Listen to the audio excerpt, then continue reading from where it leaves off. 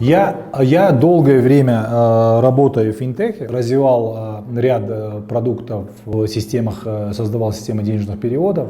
В текущем моменте основная, скажем так, моя деятельность и чем я сейчас занимаюсь, я фаундер компании PaySend.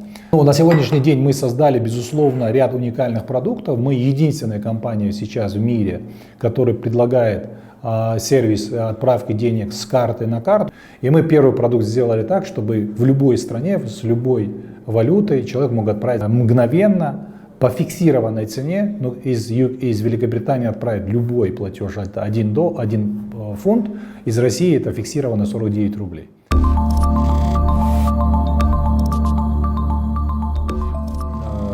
Я сам вырос в небольшой деревне, это было в Дагестане, далеко, высоко в горах. Мой отец, он долгое время являлся учителем школы, учителем русского языка и литературы, более 50 лет, директором школы. Человек очень признанный в сфере образования и просвещения России, заслуженный учитель, деятель просвещения СССР, отличник просвещения РСФСР, заслуженный учитель Дагестана. И человек, который всю жизнь посвятил детям. Благодаря идее отца было сформировано фонд просвещения, вдохновляло, что человек, которому сейчас 85 лет, отец открывает этот центр, и фактически это его дело жизни, ты его продолжаешь, там, да, и его называешь это все его именем, и вот все-таки нашли формат, в котором мы можем это дело жизни и дальше продолжать, там, да, это вот вдохновляет тебя очень сильно.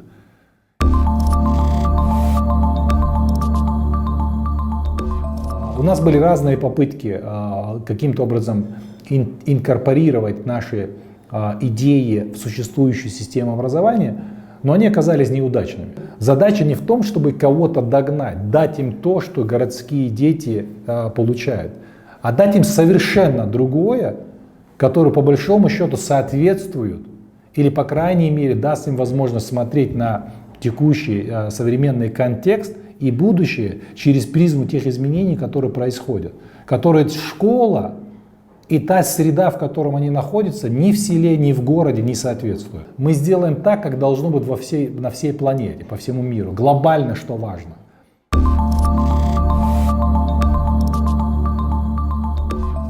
Задача этого центра заключается не в том, чтобы кого-то обучить. И мы считаем, что самая главная проблема человечества – это в просвещении. Все забывают одну маленькую вещь.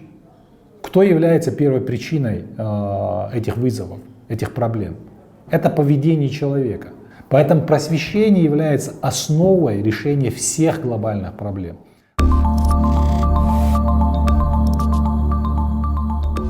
Причем самый главный девиз центра: мы никого ничему не учим.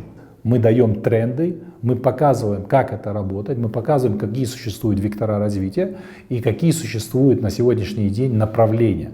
Чтобы человек, будучи, выбирая ли профессию или выбирая ли свое поведение, он принимал осознанные решения.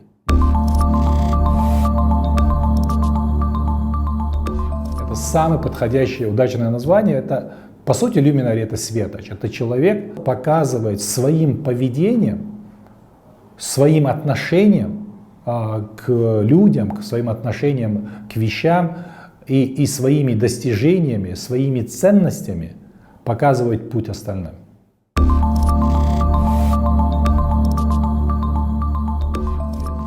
Но если этим сейчас не заниматься, все глобальные вызовы никогда не завершатся. Потому что путь решения всех глобальных вызовов – просвещение людей.